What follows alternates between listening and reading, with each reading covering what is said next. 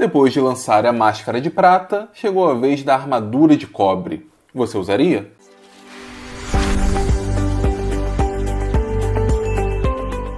Olá pessoal, sejam muito bem-vindos a mais um vídeo do Universidade da Química, e se você for novo por aqui, eu já peço, se inscreva. Tenho certeza que se você gosta de química, você vai gostar desse canal. Então pessoal, o cobre ele já tem suas propriedades antimicrobianas conhecidas há muito tempo.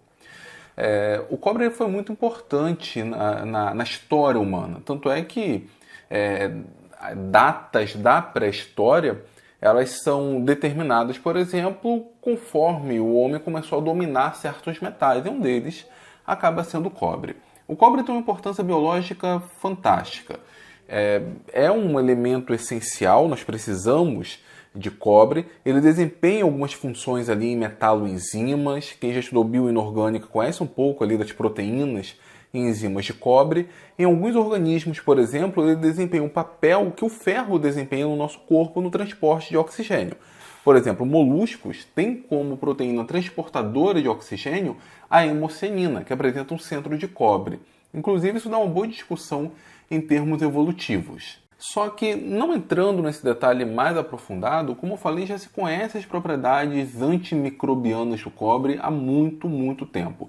É óbvio que isso meio que surgiu numa espécie de tentativa e erro, mas já tem isso registrado há milênios. Por exemplo, o primeiro registro que nós temos sobre o cobre e suas atividades antimicrobianas é em um papiro egípcio chamado Papiro Smith, que data ali de 2000, 2200 a.C. Então nós estamos falando de um registro de 4.000 anos. Essencialmente, ali recomendava o uso de cobre para o tratamento de feridas.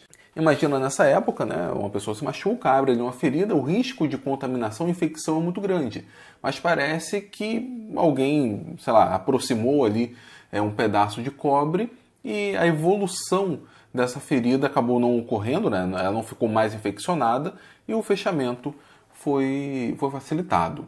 Outra coisa que perceberam é que quando a água era armazenada em barris de cobre ou em vasilhas de cobre, tonéis de cobre, a relação com diarreia era muito menor. Então, imagina lá, a água potável, ou aquela que se pretendia ser potável, numa época que não tinha tratamento de água, era armazenada em algumas vasilhas de barro, vasilhas de cobre, vasilha de outros metais. Ela acabava sendo contaminada com muita facilidade, porque não teve um tratamento prévio, e as pessoas então bebiam essa água e era muito comum ter diarreia. Mas aquela água que ficava armazenada em vasilhas de cobre, essas provocavam menos diarreia.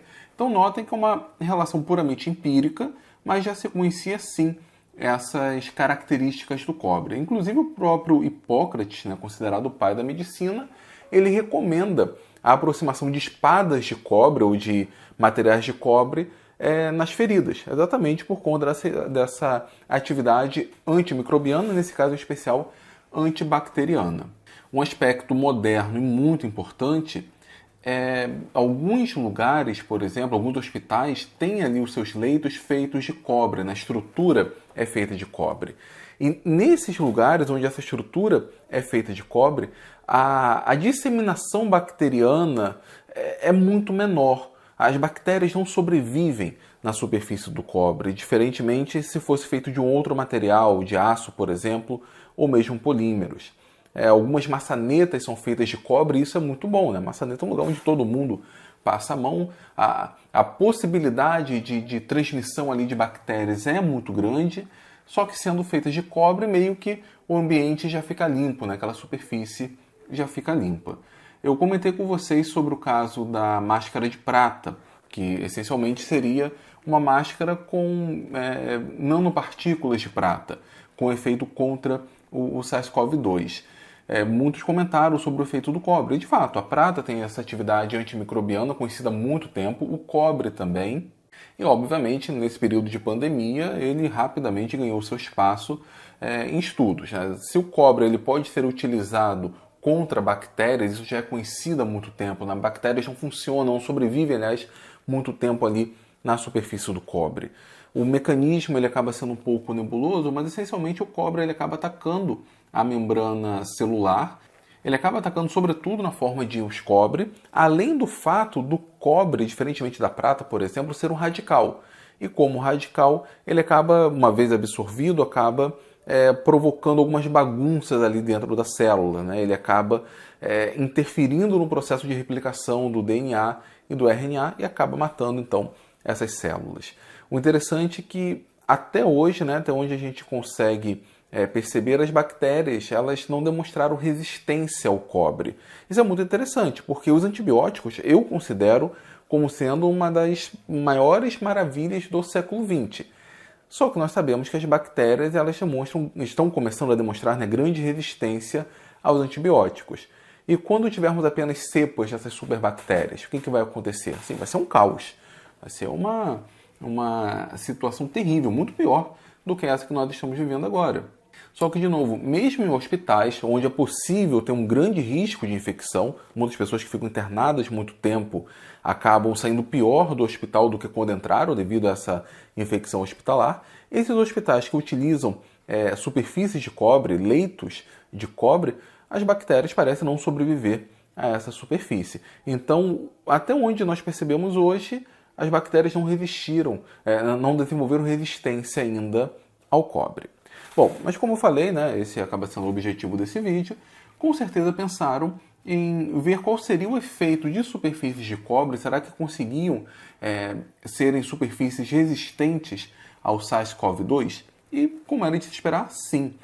Alguns estudos indicaram que quando o SARS-CoV-2 acaba sendo depositado em superfícies, ele acaba durando ali alguns dias, ele sobrevive alguns dias. Isso em superfícies de plástico, madeira, aço inoxidável.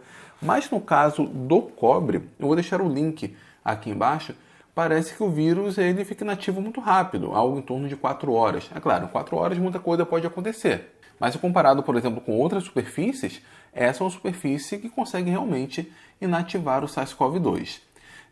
Na verdade, já foi feito um estudo anterior com outro coronavírus, um parente do SARS-CoV-2, o 229E, e esse outro coronavírus também ele permaneceu durante dias em superfícies de vidro, aço, enfim, mas acabou não resistindo na superfície do cobre. O SARS-CoV-2 seguiu a mesma ideia. Isso é um aspecto interessante. Então, assim, o cobre, de fato, ele gera ali uma superfície que resiste bem ao SARS-CoV-2. O mecanismo de ação nós não conhecemos, mas deve ser o mesmo processo ali parecido com a bactéria.